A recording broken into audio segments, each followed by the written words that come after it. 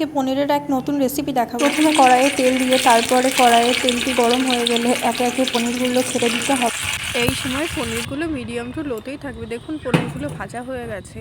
এরপর আমি তেলে দেব গোটা গরম মশলা,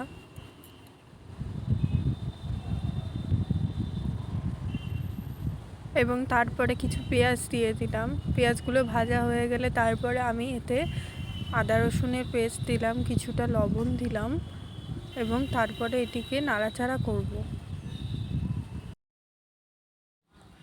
এরপর এতে আমি পোস্ত বাটাটা দিয়ে দিলাম।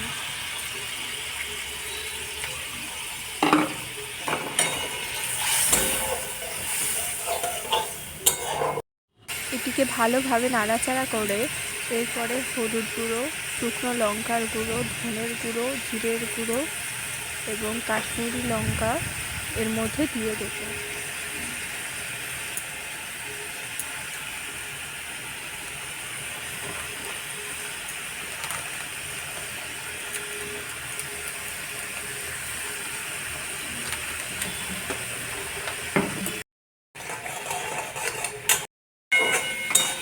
এটিকে ভালো করে কষাতে হবে যতক্ষণ না মশলা থেকে তেল বেরিয়ে আসে। তারপরে এই দইটা আমরা ঢেলে দিলাম।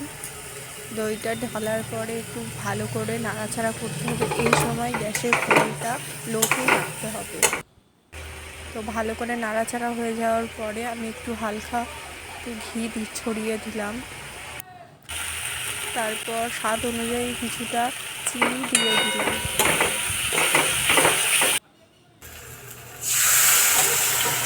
এরপরে নুন জলে ভিজিয়ে রাখা পনির এবং জল একত্রে দিয়ে দিলাম।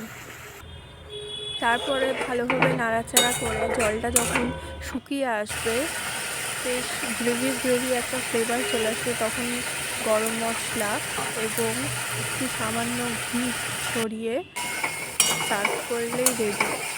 এটিকে আপনি রুটি, লুচি এবং গরম ভাত যে কোনো কিছুর সাথে খেতে পারবেন।